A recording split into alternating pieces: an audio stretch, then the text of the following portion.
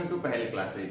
तो बेटा आज का जो लेक्चर है ये काफी इंपॉर्टेंट है क्योंकि आज के लेक्चर से मैं आपको प्रैक्टिकल इंस्ट्रूमेंट्स जो इलेक्ट्रिक करंट से रिलेटेड है पढ़ाने वाला हूँ। तो आप देखेंगे कि हम क्या क्या कवर करेंगे। हम बेटा व्हीटस्टोन ब्रिज कवर करेंगे, मीटर ब्रिज कवर करेंगे, उसके बाद पोटेंशियोमीटर और पोटेंशियोमीटर की सारी एप्लीकेशंस जो भी हमारे रिलेटेड है, like finding internal resistance, EMF of cell, comparison of EMF of cell. तो ये सब तरह के क्वेश्चंस हम करने वाले हैं। प्रैक्टिकल्स हम पूरा डिटेल में आपको डिस्कस करूंगा, मैं सब एक एक चीज आपको पता चलेगी उनके बारे में, ठीक है। और उसके बाद हम क्या करेंगे बेटा कि हमारे पास में एक और छोटा टॉपिक रहता है कैलिब्रेशन। तो ये सारे टॉपिक जितने भी प्रैक्टिकल से एस्पेक्ट से रिलेटेड है और इवन हमारे बोर्ड को देखते हुए भी बहुत इंपॉर्टेंट रहते हैं, वो सारे वन बाय वन हम डिस्कस करेंगे। किसी प्रकार का कोई डाउट आपको नहीं रहेगा उसके बाद, ठीक है। तो आइए शुरू करते हैं। आपको दिख ही रहा होगा ये जो टॉपिक है इसमें specifically we will talk about Wheatstone bridge, ठीक है बेटा। तो सबसे पहले देखो व्हीटस्टोन ब्रिज है क्या। तो हम बोलते हैं बेटा कि एक तरह की डिवाइस है which is used to find unknown resistance. एक डिवाइस जिसका यूज हम किस लिए करते हैं, अननोन रेजिस्टेंस को फाइंड करने के लिए।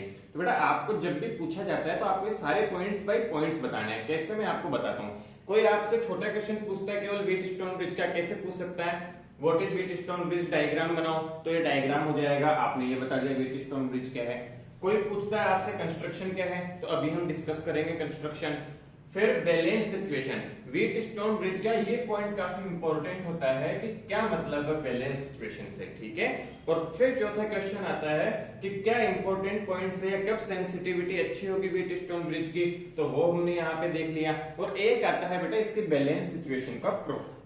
तो वन बाय वन सारे पॉइंट्स देखने वाले हैं। चलिए शुरू करें। तो व्हीटस्टोन ब्रिज होता है क्या, आप बता देंगे कि एक ऐसी डिवाइस है जिसका यूज होता है अननोन रेजिस्टेंस को फाइंड करने में, ठीक है सर, पता चल गया। अब आता है बेटा कंस्ट्रक्शन पे। तो यहां आप देख सकते हैं, आपको इसी तरह एक्सप्लेन करना है। आप क्या एक्सप्लेन करोगे बेटा, ABCD हम कंस्ट्रक्ट करते हैं जहां पे A से B के बीच में रेजिस्टेंस P, B से C के बीच में Q, C से D के बीच में S एंड A से D के बीच में R रेजिस्टेंस एक तरह से हमारे पास में है। तो हम क्या बोल देते हैं बेटा कंस्ट्रक्शन में, ध्यान से देना, कंस्ट्रक्ट ABCD, ठीक है, ABCD using resistance P, Q, R and S, P, Q, R, S and galvanometer. आप देख सकते हैं बेटा इसमें गैल्वेनोमीटर भी हमने यूज किया है, कहां पे है, बीच में, गैल्वेनोमीटर एंड की। तो ये सारे बातें हमने की है यहाँ पे, ठीक है बेटा। तो ये इसका कंस्ट्रक्शन का पार्ट हो जाएगा मेनली, कि हमने ये कंस्ट्रक्शन करना है ABCD सारे PQRS रेजिस्टेंस के लिए, ऐसा डायग्राम में जैसा दिया है वैसा सर्किट रेडी करना है। गुड। उसके बाद हम क्या करेंगे, ऑब्वियस सी बात है, इस पूरे सर्किट को A और C के अक्रॉस बैटरी से कनेक्ट कर देंगे। Connect with the battery and की, K1 हमने बोल रखा उसको, अक्रॉस A एंड C। तो A और C के अक्रॉस बेटा हमने किससे कनेक्ट कर दिया, बैटरी और की से कनेक्ट कर दिया। तो ये इसका सर्किट अरेंजमेंट था, उसी को हमने एक्सप्लेन कर दिया। तो देखो कितना अच्छा है, यदि आपको सर्किट डायग्राम पता है तो आप उसको अपनी लैंग्वेज में लिख सकते हो, परफेक्टली करेक्ट होता है वो, उसमें कुछ भी गलत नहीं होता है। क्या आपको बेटा इतना समझ में आया?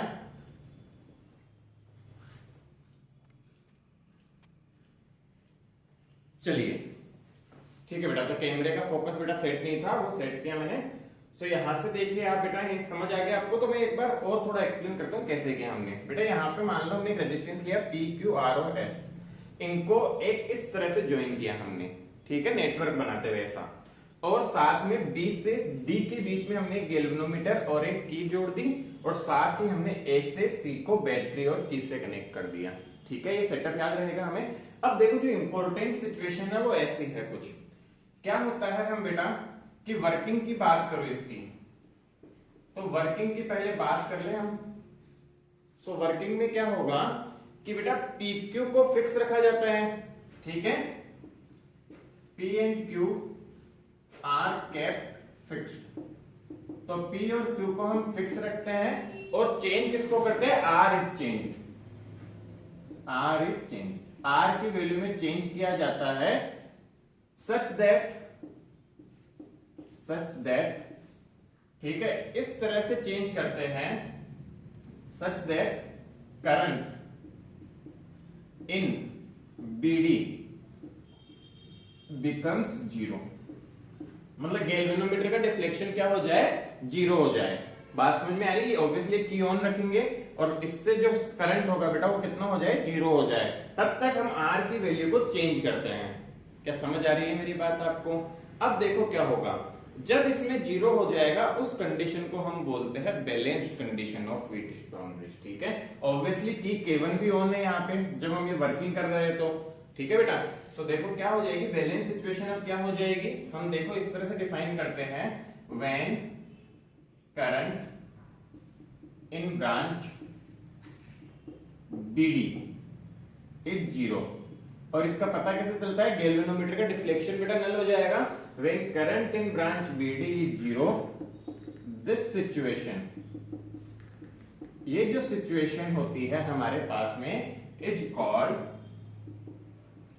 Balanced Wheatstone bridge situation. Balance situation of Wheatstone bridge, balance situation of Wheatstone bridge. तो बेटा डब्ल्यू भी बोल देते हैं इसको हम अभी के लिए, हर जगह बड़ा लिखने की बजाय। So balance situation of, it's called balance situation of Wheatstone bridge. मतलब समझो बेटा कि हुआ क्या कि यहां से करंट आई चला, यहां दो टुकड़ों में टूटेगा, I1 और I2। अब हमें क्या पता चल गया कि ऐसी सिचुएशन जब इस ब्रांच में करंट जीरो हो जाए तो उसको बैलेंस सिचुएशन बोलेंगे। तो सोच के बता बेटा कि यहां से जो करंट I1 जा रहा था, क्या वो इस तरफ नहीं गया क्योंकि इस तरफ से जीरो हो गया, तो क्या टोटल करंट I1 इधर चला गया? बिल्कुल चला गया। सिमिलरली जो I2 इधर जा रहा था, इधर कुछ नहीं जा पाएगा, आ पाएगा, तो इधर भी कितना चला गया, I2। तो इट इज ऐसा है बेटा, it is as like that कि हम इसको चाहे रिमूव कर ले बीच के सर्किट को, तो ये पैरेलल वगैरह कॉम्बिनेशन बन जाता है। इसको हम प्रूफ भी करेंगे अभी। ठीक है, तो इसको kind of we can remove. तो क्या इतना समझ आया सब बच्चों को? What is the balance situation? बेटा एक मार्क में बहुत बार पूछा गया है। Balance situation is when current in branch BD is zero, then this situation is called balance situation of Wheatstone bridge. ठीक है, चलिए, तो ये सारी बातें हो गई। आपसे कंस्ट्रक्शन पूछा जाए आप कंस्ट्रक्शन बता सकते हैं, आपसे वर्किंग का पूछा जाए तो आप वर्किंग एक्सप्लेन कर सकते हैं, आपसे बैलेंस सिचुएशन पूछी जाए तो आप बैलेंस सिचुएशन एक्सप्लेन कर सकते हैं। अब आ जाते हैं कि इसका प्रूफ क्या है, इसकी बैलेंस सिचुएशन कंडीशन। तो बेटा इसकी कंडीशन जो होती है मैं यहाँ पे लिख के बता देता हूँ आपको, कंडीशन ऑफ बैलेंस सिचुएशन। तो ये जो कंडीशन होती है बैलेंस सिचुएशन की, दैट इज हमारे पास में इनका रेशियो जो होता है बराबर होता है। क्या मतलब है इसका समझे, तो हम बोलते हैं P/Q इक्वल टू R/S।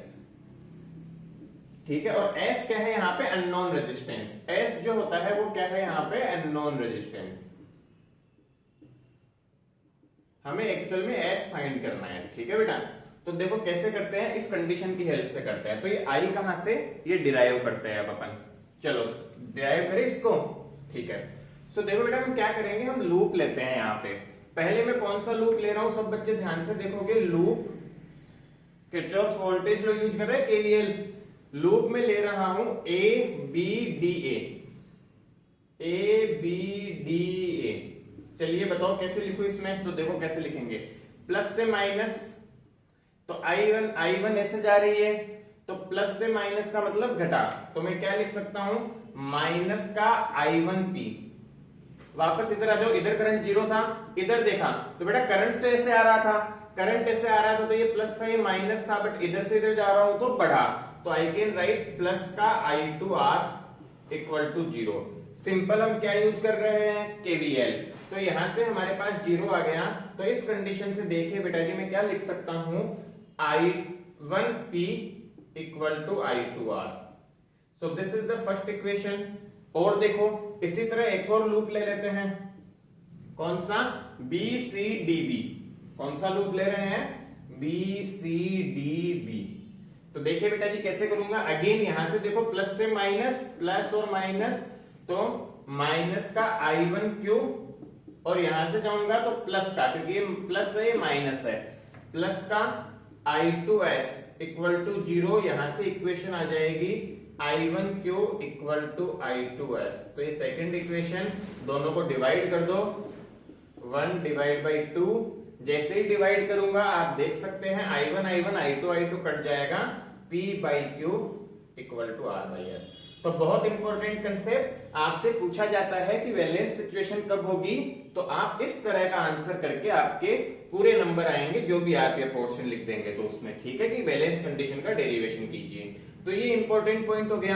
अब बच्चा देखो, इसको याद रखने में बच्चे कई बार गलती कर जाते हैं, या balance situation wheat stone bridge की फाइंड करने में गलती कर जाते हैं। तो यहाँ पे एक बात तो आप ये याद रखोगे कि बैलेंस सिचुएशन में यदि मैं इस ब्रांच को हटा लूं तो उसका कोई मतलब नहीं है, मैं इसको हटा सकता हूं, क्योंकि इसका कोई मतलब नहीं है यहाँ पे।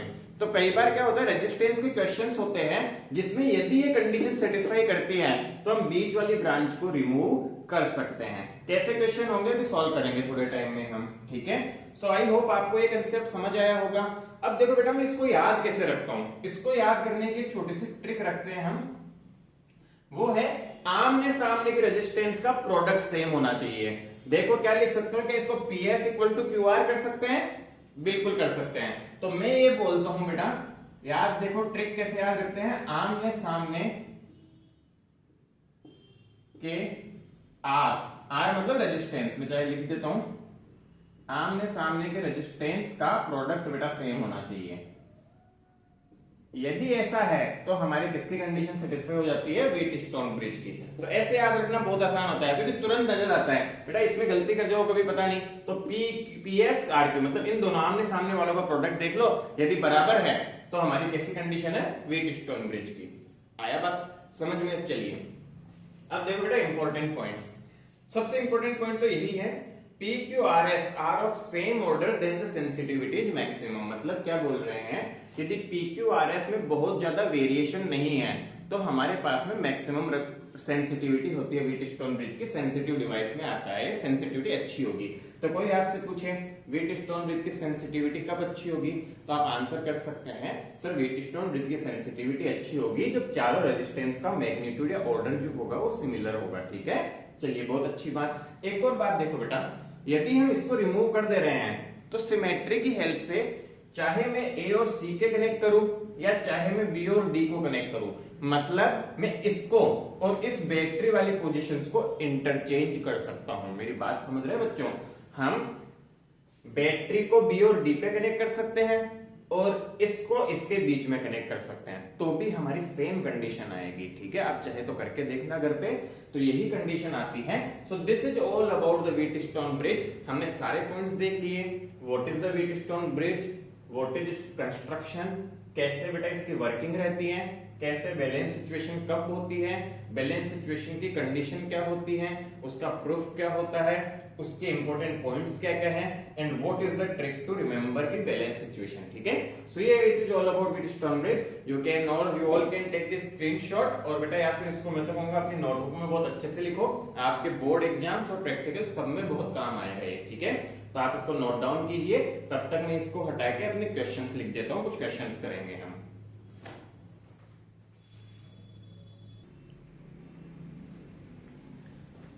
चलो बच्चों कुछ क्वेश्चंस देखते हैं हम।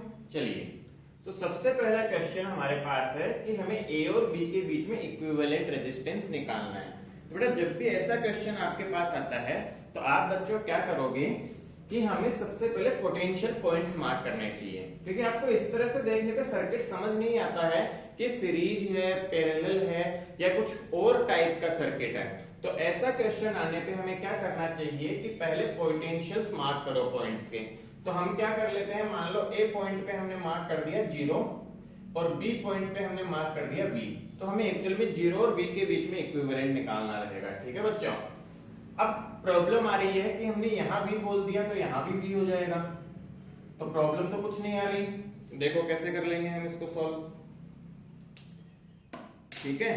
तो देखे बच्चा, यहाँ 0 यहाँ V, तो यहाँ 0 तो देखो ये वायर से कनेक्टेड है, तो यहाँ भी 0, यहाँ V तो यहाँ भी V हो गया। आ रहा है समझ सब बच्चों को? तो देखो अब क्या बन गया पूरा सर्किट, पोटेंशियल्स पता है तो 0 एक जगह मार्क कर लो, एक जगह V मार्क कर लो। देखो 0 से V के बीच में कितना रेजिस्टेंस है, अच्छा सबका रेजिस्टेंस R है। यदि आपको गिवन नहीं है तो सबका रेजिस्टेंस कितना है, R के बराबर। ये सबकी वैल्यू R के बराबर है, सब इक्वल वैल्यू है, ठीक है। जो देखो तो 0 से V के बीच में एक रेजिस्टेंस, 2 रेजिस्टेंस और इसे 3 रेजिस्टेंस आ रहे हैं। तीनों रेजिस्टेंस देखो 0 से V या V से 0, 0 से V, तो तीनों आ रहे हैं आर आर और आर, क्या तीनों पैरेलल हो गए? अच्छा बताओ बेटा पैरेलल का इक्विवेलेंट क्या होता है? सो आर इक्विवेलेंट तीनों सेम है, तो आंसर आ जाएगा r/3। तो बहुत सिंपल तरीके से सॉल्व कर लिया। अब देखो, तो ये इसलिए सिखाया मैंने पोटेंशियल मार्क करना, क्योंकि काफी जगह आपको पता नहीं चलता सर्किट किस तरह से है डायरेक्टली, तो हम ऐसे मार्क करके आइडेंटिफाई करते हैं, उसको रीड्रॉ करते हैं। आइए सेकंड क्वेश्चन में चलते हैं। अब यहाँ पे बच्चों क्या करोगे, यहाँ पे भी पॉइंट्स मार्क करने पड़ेंगे, बट यहाँ देखो प्रॉब्लम आएगा। मान लो मैं ए पॉइंट पे 0 बोल देता हूँ और बी पॉइंट पे V बोल देता हूँ।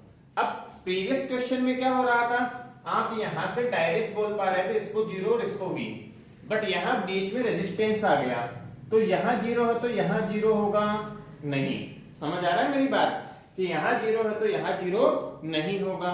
तो आप कैसे करेंगे, आप इस पॉइंट को मान लीजिए कोई x पोटेंशियल है, और यहाँ V से देखो यहाँ पे भी नहीं होगा, तो इसको मान लीजिए y पोटेंशियल है।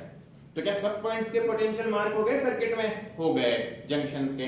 तो अब इसको रीड्रॉ करो, एक तरफ 0 रख लो, एक तरफ V, और बीच में कहीं पे x और y की वैल्यूज लिख लो। ऐसा जरूरी नहीं है वैसे ही लिखे, बट थोड़ा क्लियरिटी होगी, क्योंकि x y थोड़ा इस तरह से आ रहा है बीच में। चलो देखो, 0 से लेके x के बीच में देखो क्या एक रेजिस्टेंस कनेक्टेड है? हाँ कनेक्टेड है, तो हमने कनेक्ट कर दिया 0 से x के बीच में एक रेजिस्टेंस। अगला देखो, 0 से y के बीच में भी एक रेजिस्टेंस कनेक्टेड है, तो 0 से y भी एक रेजिस्टेंस कनेक्ट कर दिया। ठीक है, नेक्स्ट देखो, x से v के बीच में एक रेजिस्टेंस कनेक्टेड है, तो कर दिया r का रेजिस्टेंस कनेक्ट। ठीक है, 3 रेजिस्टेंस हो गए।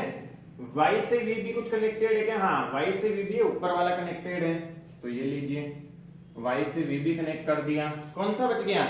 x से y के बीच में, x और y के बीच में भी एक रेजिस्टेंस कनेक्टेड है। अब बेटा सिंपली देखो आप कि आमने सामने क्या सिखाया था, व्हीटस्टोन ब्रिज की कंडीशन दिख रही होगी, या फिर देख लो r² और r², क्या आमने सामने का प्रोडक्ट सेम है? मतलब ये व्हीटस्टोन ब्रिज की कंडीशन है। तो हम इस बीच की ब्रांच को रिमूव कर सकते हैं, क्योंकि इसमें कोई करंट नहीं जाएगा।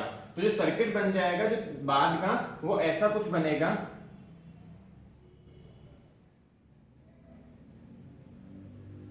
ठीक है, R R R और R। तो अब इसको सॉल्व करना कोई बड़ी बात है क्या? 2R और 2R पैरेलल में हो गए,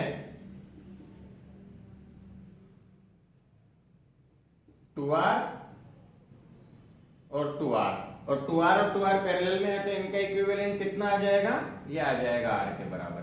तो इस तरह से हमने सॉल्व कर लिया, देखो कितना आसानी से सॉल्व कर लिया। तो फाइनली इसका आंसर पता चल गया आप बच्चों को, कितना आंसर आया? R के बराबर ही आया इसका इक्विवेलेंट। ठीक है, तो ये व्हीटस्टोन ब्रिज बन गया। ये यहाँ पे क्या बन गया एक्चुअल में? व्हीटस्टोन ब्रिज बन गया ये। गुड, चलिए बहुत अच्छा। चलो बच्चों अब देखते हैं नेक्स्ट क्वेश्चन। ये थोड़ा अच्छा क्वेश्चन है, समझेंगे। अच्छा क्या, वैसे तो सिंपल है, आपको कंडीशन से यूज करनी है व्हीटस्टोन ब्रिज की। बेटा देखो हमें क्या गिवन है कि आपके पास में इसे ऐसा सर्किट दिया है और बोला गया है if current from galvanometer is 0, मतलब गैल्वेनोमीटर से करंट 0 है, तो फाइंड करो R बेटा यहाँ पे है अननोन रेजिस्टेंस, इसके पैरेलल में एक जोड़ा हुआ है, और हमसे बोला जा रहा है R की वैल्यू बताओ कितना होगा। तो बेटा सिंपली क्या करोगे, व्हीटस्टोन ब्रिज की कंडीशन को यूज कर लेंगे। तो कैसे, मैंने आपको सिखाया, आप चाहे तो फॉर्मूला यूज करो या यूजिंग व्हीटस्टोन ब्रिज कंडीशन। बेटा तो मैं क्या लिख सकता हूं, आमने सामने का प्रोडक्ट क्या होना चाहिए? सेम। बट बात यह आती है कि पैरेलल है, तो हमें इसका इक्विवेलेंट निकालना पड़ेगा। तो इसका इक्विवेलेंट बताओ क्या होगा? इक्विवेलेंट हो जाएगा, 2 का सिखाया हुआ है आपको, 8R/8+R, तो ये हो जाएगा इक्विवेलेंट। तो अब मल्टीप्लाई कर लो इनको, तो आमने सामने का प्रोडक्ट 8R/8+R इक्वल टू आमने सामने का प्रोडक्ट 4 × 5। तो देखिए बेटा जी 4 से 4 का हैप्पी बर्थडे, सॉल्व कर ले इसको, तो 8R = 40 + 5R। ठीक है, तो इसको इधर ले आओ, तो 3R = 40, R आ गया जी 40/3 ओम। तो this is the resistance value जो हमें अननोन फाइंड करना था। तो इस तरह के बहुत सारे क्वेश्चंस हो सकते हैं बेटा, जितने भी कॉम्प्लेक्स क्वेश्चंस बनते हैं व्हीटस्टोन ब्रिज पे, वो इस तरह से बनते हैं जिसमें व्हीटस्टोन ब्रिज हिडन होता है। तो आपको क्या करना होगा उस केस में, आपको पॉइंट्स मार्क करके उसको रीड्रो करना होगा सर्किट को। वंस आप रीड्रो कर लेंगे सर्किट, तो आपको काफी आसानी से आइडेंटिफाई हो जाएगा कि वो व्हीटस्टोन ब्रिज बन रहा है या नहीं बन रहा है। और व्हीटस्टोन ब्रिज बन रहा है तो फिर रेजिस्टेंस फाइंड करना कोई बड़ी बात नहीं होगी। क्या मेरी बात समझ आ गई सभी बच्चों को? तो ये टेक्निक आपको आनी चाहिए, कैसे पॉइंट्स पे पोटेंशियल्स मार्क करो, उसको रीड्रो करो। तो मैं पहले भी बहुत बार डिस्कस कर चुका हूं, एक बार और डिस्कशन कर लिया है। यहाँ पे सेम क्वेश्चन कैपेसिटर का भी आता है, तो सेम तरह से कैपेसिटेंस का भी बनेगा। बेटा ध्यान दो, जितने क्वेश्चंस हम रेजिस्टेंस के कॉम्बिनेशन के कर रहे हैं, सब कैपेसिटेंस के कॉम्बिनेशन के भी हो सकते हैं। इवन सिमेट्री, ये व्हीटस्टोन ब्रिज, सब कुछ कैपेसिटर के लिए भी बनता है। बस रेजिस्टेंस कैपेसिटेंस से रिप्लेस हो जाता है। और यहाँ पे जैसे बेटे सीरीज होता, तो सीरीज में कैपेसिटेंस क्या होता है, ये R/2, मतलब C होता तो C/2 हो जाता। तो वो फर्क पड़ता है केवल, बाकी सब कुछ कैपेसिटेंस में भी इसी तरह से होती है, सारी चीजें जो करंट के लिए होती है। तो आई होप आपको ये समझ आया होगा। और व्हीटस्टोन ब्रिज पे कोई भी डाउट हो तो आप वो कमेंट सेक्शन में कमेंट करके मुझसे पूछ सकते हैं। थैंक्स।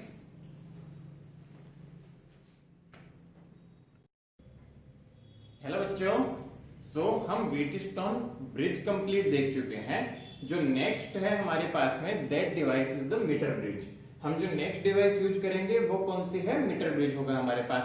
आप अपने स्कूल में प्रैक्टिकल करेंगे तो देखेंगे कि एक बेटा लकड़ी का एक डिवाइस होता है इतना बड़ा, जिसपे एक वायर लगा हुआ होता है। तो उस वायर की जो लेंथ होती है वो 1 मीटर होती है। इस वजह से इस डिवाइस का नाम क्या रखा गया है, मीटर ब्रिज रखा गया है। अच्छा, तो ध्यान दोगे तो किस पे बेस्ड है? सबसे पहले देखो, वही हम काफी चीजें पढ़ेंगे, क्या क्या पढ़ते हैं किसी डिवाइस के बारे में, उसका कंस्ट्रक्शन कैसे होता है, उसकी वर्किंग कैसे है, उसकी लिमिटेशंस वगैरह क्या है, या उसका फॉर्मूला क्या है, या इंपॉर्टेंट पॉइंट्स कह सकते हैं आप लिमिटेशंस को। ठीक है, सो प्रिंसिपल इसका होता है बेटा व्हीटस्टोन ब्रिज। तो ये किसके प्रिंसिपल पे बेस्ड डिवाइस होती है मीटर ब्रिज? हमारा व्हीटस्टोन ब्रिज के प्रिंसिपल पे बेस्ड होता है। ठीक है भाई, समझ आ गया। अब बात करते हैं कंस्ट्रक्शन की। तो हम कंस्ट्रक्शन में बोलते हैं बेटा, ध्यान दो, एक तो 1 मीटर का वायर लिया जाता है, हमारा 1 मीटर लॉन्ग वायर लिया जाता है। ठीक है, तो 1 मीटर लॉन्ग वायर। अच्छा, इसकी खास बात क्या है? ध्यान से देखोगे तो डायग्राम में उसका 1 मीटर लॉन्ग वायर है क्या, AC हम लिख देते हैं। इसकी खास बात क्या होती है बेटा, इसका हाई स्पेसिफिक रेजिस्टेंस होना चाहिए। तो जनरली ये बेटा ऐसा होता है एलॉय टाइप से, है ना। तो मैग्नीन वगैरह आपको पता हो, तो मैग्नीन के एलॉय वगैरह रहते हैं। इस तरह से बेटा ये लिया जाता है, ताकि मिक्स का लिया जाता है, ताकि रेजिस्टेंस वगैरह ज्यादा चेंज ना हो टेम्परेचर की वजह से। ठीक है, सो ये मिक्स एलॉय टाइप का जनरली लिया जाता है। तो पहली बात तो 1 मीटर लॉन्ग वायर जनरली होता है। ठीक है, चलिए बहुत अच्छी बात। दूसरा देखते हैं हम, तो खास बात क्या है, देखिए यहाँ पे ये एक स्ट्रिप है, कॉपर की रहती है जनरली, ये और ये सिर्फ 3 स्ट्रिप्स होती है। तो 2 एल शेप स्ट्रिप्स होती है बेटा कॉपर की। ठीक है, किसकी होती है? Mainly copper. तो कॉपर की 2 एल शेप होती है और एक नॉर्मल होती है। ठीक है, 1 नॉर्मल। तो उस तरह से रहती है बेटा, कॉपर स्ट्रिप्स रहती हैं। क्या किया जाता है, लेफ्ट और मिडिल कॉपर स्ट्रिप के बीच में बेटा एक रेजिस्टेंस बॉक्स कनेक्ट किया जाता है। आर जो दिख रहा है वो क्या है, रेजिस्टेंस बॉक्स का। रेजिस्टेंस बॉक्स लगाया गया है। रेजिस्टेंस बॉक्स की हेल्प से हम रेजिस्टेंस को कम और ज्यादा कर सकते हैं, रेजिस्टेंस को चेंज कर सकते हैं। ठीक है, एस क्या है यहाँ पे, अननोन रेजिस्टेंस। तो जो अननोन रेजिस्टेंस है वो किसका हो जाएगा, एस का हो जाएगा। ठीक है, तो यहाँ पे सारी बात हमें समझ में आ गई कि आर एस क्या है, PQ वायर है। और ऑब्वियसली एक एंड को बैटरी से जोड़ा जाता है, की वगैरह लगी रहती है, ये सारा सेटअप रहता है। ठीक है, and A connected with positive terminal and C connected with negative terminal. तो ये सारी बातें किससे रिलेटेड होगी, जनरल कंस्ट्रक्शन। तो बेटा अगेन मैं यही सजेस्ट करूंगा, मैं कैसे लिख रहा हूं, मुझे डायग्राम पता है तो उसकी हेल्प से हम लिख लेते हैं इसको। कुछ और पॉइंट्स रह गए बेटा, वर्किंग से पहले मैं वर्किंग को नीचे शिफ्ट कर देता हूं। और पॉइंट्स देखो, एक गैल्वेनोमीटर एंड जो कि बेटा यहां रहती है स्लाइड करने के लिए। ठीक है, galvanometer is connected in the middle strip. तो गैल्वेनोमीटर कहां कनेक्ट रहता है,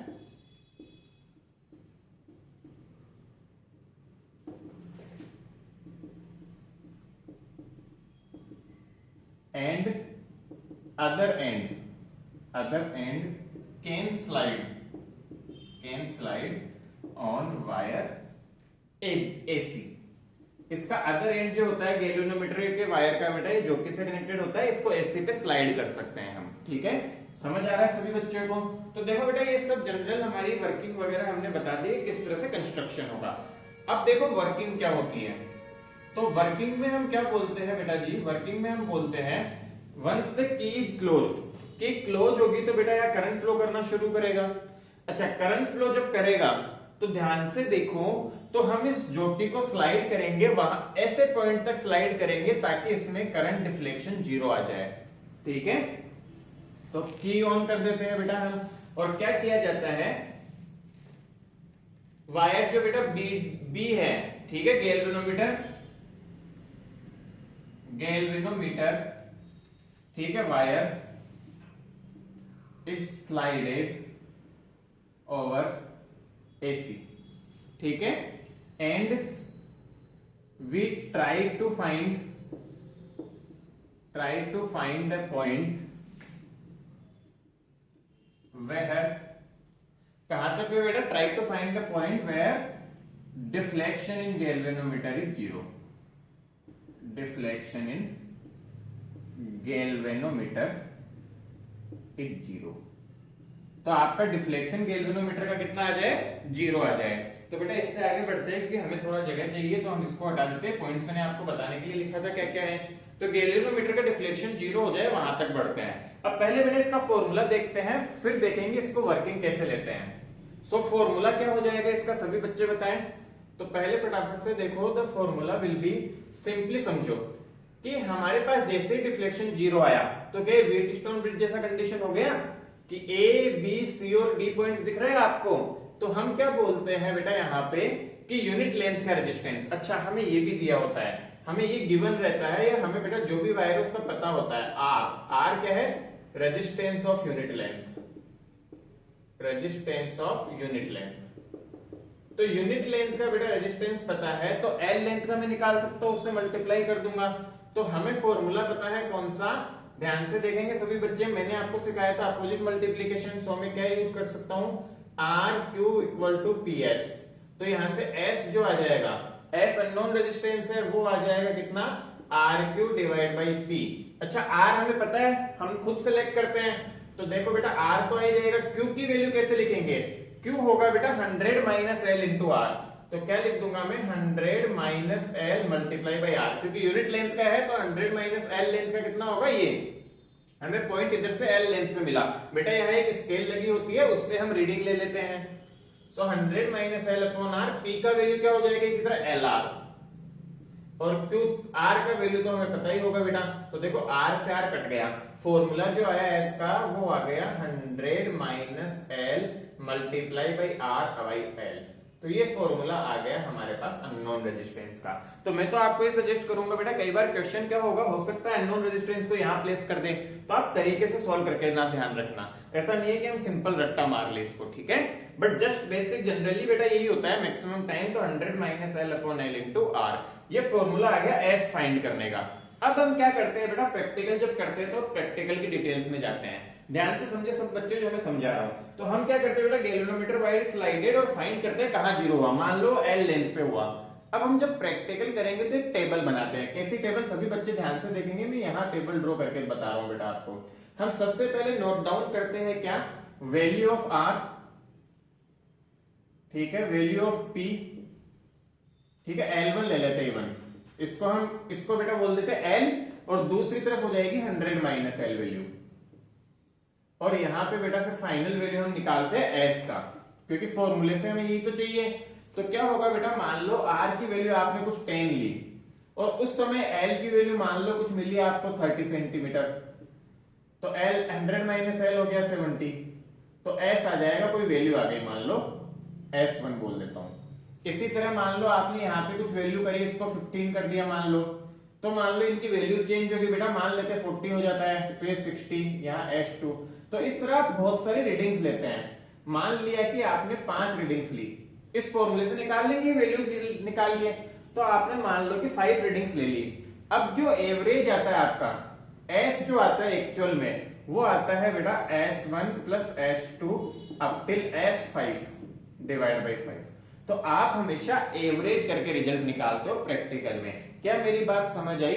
आपने पहले R को फिक्स किया, फिर जो इसको स्लाइड किया इस बेटा जो से देखा L की वैल्यू 30 आई तो 100 माइनस L 70 हो गया, आपने रिजल्ट निकाल लिया S कितना आया। फिर आपने R की वैल्यू को चेंज कर दिया, रेजिस्टेंस बॉक्स हम चेंज कर सकते हैं, तो R की वैल्यू को चेंज करके फिर से बेटा आप सेम जगह तो आएगा नहीं, आपने और स्लाइड किया इसे, मान लो आया 40 पे। अब मेरा डेटा अलग हो सकता है, मैं एक रफ डेटा समझा के करवा रहा हूं, तो 60 वो हो जाएगा, फिर S कैलकुलेट कर लिया।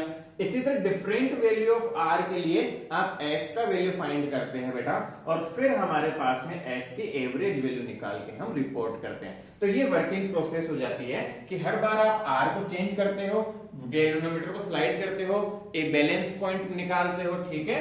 सो deflection in galvanometer is 0, it means इसका मतलब क्या होता है, बैलेंस सिचुएशन, बैलेंस सिचुएशन हो जाएगी बेटा ये, ठीक है। तो आई होप आपको कंस्ट्रक्शन और वर्किंग समझ आया होगा। अब देखिए नेक्स्ट इंपॉर्टेंट पॉइंट जो आता है हमारे पास इससे रिलेटेड। अच्छा क्वेश्चन कैसे आते हैं, बहुत सिंपल आते हैं बेटा।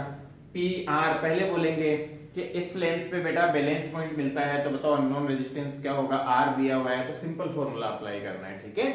लिमिटेशंस देखो, काफी इंपॉर्टेंट पॉइंट। लिमिटेशंस में हम बोलते हैं बेटा एक तो कि ये जो मेथड होता है वो बहुत छोटे रेजिस्टेंस के लिए काम नहीं आता है। ऐसा क्यों बोला जाता है तो समझो। अच्छा बेटा ये यहाँ पे रियोस्टेट है ना, यहाँ पे लिखा नहीं हमने, तो क्यों बोला जाता है ऐसा, क्योंकि इस मेथड में बेटा हम ध्यान देंगे तो जो लेंथ है, यदि ये लेंथ बहुत छोटा होगा डिफ्लेक्शन, तो उसे मेजर करना इतना अप्रोप्रिएट नहीं होता, एरर्स मिल सकते हैं हमें। तो जनरली क्या बोला जाता है कि method is not that useful for very small values of s। और समटाइम्स तो क्या हो सकता है बेटा, देखो इस s और इसका प्रोडक्ट दोनों मिला के इनके प्रोडक्ट के बराबर होने चाहिए, तो ये बहुत छोटा है, तो क्या इनका प्रोडक्ट इसको बहुत बड़ा होना पड़ेगा, तो पता चले 100 से ही बाहर निकल रहा है, तब भी सेटिस्फाई नहीं हो रहा है ना। तो काफी सारी चीजें हैं जो मैटर करती है, तो आपको थोड़ा ध्यान में रखना है। एंड दूसरा पॉइंट जो होता है वो इंपॉर्टेंट ये है, प्रैक्टिकल में अक्सर प्रैक्टिकल में एग्जामिनर पूछता है कि ऐसा क्यों होता है, ज्यादा देर तक बेटा स्विच ऑन नहीं रखना चाहिए, ठीक है। सो हम बोलते हैं करंट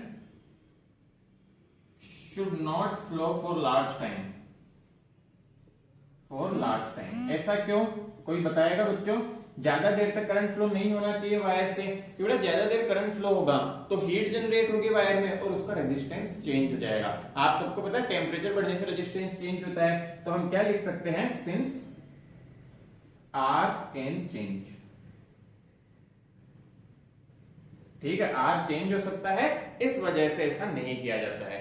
तो अपन फिर से रिपीट करते हैं, पहले कंस्ट्रक्शन समझे। एक वायर है, 1 मीटर का रहता है बेटा, ये 2 एल स्ट्रिप्स रहती है, एल शेप की कॉपर की जनरली रहती है, यहाँ पे बेटा एक नॉर्मल स्ट्रिप रहती है, दोनों के बीच में आर कनेक्ट होता है, इनके बीच में एस। आर रेजिस्टेंस बॉक्स से चेंज कर सकते हैं, एस फाइंड करना है, और यहाँ से बेटा इसको स्लाइड करके हम बैलेंस पॉइंट फाइंड करते हैं। फिर हम कंडीशन की हेल्प से वैल्यू निकालते हैं। यहाँ पे कंस्ट्रक्शन वर्किंग कैसे होती है, इसी प्रोसेस को बार बार रिपीट करते हैं, आप ये डेटा टेबल बना के भी दिखा सकते हैं, और इस तरह से हम सारी वैल्यूज को फाइंड करके कैलकुलेशंस वगैरह करके सॉल्व आउट करते हैं। तो आई होप आपको कंसेप्ट समझ आया होगा। आपको कोई भी डाउट हो मीटर ब्रिज से रिलेटेड तो आप जरूर पूछें। दिस फॉर्मूला इज इंपॉर्टेंट, आप बच्चे फॉर्मूला याद रखोगे ताकि आप सारा अच्छे से सॉल्व कर पाए, ठीक है। अब कोई भी डाउट है तो आप कमेंट सेक्शन में हमेशा पूछ ही सकते हैं। Thank you.